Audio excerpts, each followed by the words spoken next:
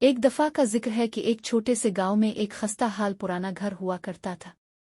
اس گھر کے بارے میں مشہور تھا کہ وہاں رات کو عجیب و غریب واقعات ہوتے ہیں اور لوگ اسے بھوتوں کا گھر کہتے تھے۔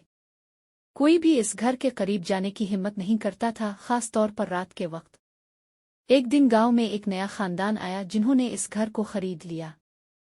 گاؤں والے انہیں سمجھاتے رہے کہ اس گھر میں نہ رہیں، مگر وہ لوگ نہیں مانے۔ ان کے خیال میں یہ سب پرانی کہانیاں اور بے بنیاد باتیں تھیں۔ پہلی رات سب کچھ ٹھیک تھا، مگر جیسے ہی رات کا دوسرا پہر شروع ہوا گھر میں عجیب آوازیں آنے لگے۔ کبھی کسی کے قدموں کی آوازیں، کبھی دروازوں کے کھلنے اور بند ہونے کی آوازیں، اور کبھی کسی کے سرگوشیاں کرنے کی آواز۔ گھر کے مالک، جو ایک بہادر آدمی تھا، نے ان آوازوں کا پیچھا کرنے کا فیصلہ کیا۔ اس نے لالٹین اٹھائی اور ان آوازوں کے پیچھے گیا۔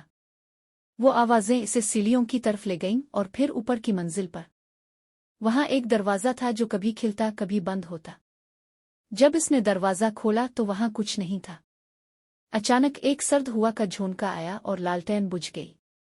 اندھیرے میں وہ شخص گھبرا گیا اور اسی وقت ایک سرد ہاتھ نے اس کے کندھے کو چھوا۔ وہ جلدی سے نیچے بھاگا اور اپنے خاندان کے ساتھ باہر نکل آیا۔ صبح ہوتے ہی وہ گھر چھوڑ دیا گیا اور وہ خاندان ہمیشہ کے لیے گاؤں سے چلا گیا۔ کہتے ہیں کہ وہ گھر آج بھی ویران ہے اور رات کو وہاں عجیب آوازیں گونجتی ہیں۔ گاؤں والے اب بھی اس گھر کے قریب جانے سے ڈرتے ہیں اور اسے بھوتوں کا گھر کہتے ہیں۔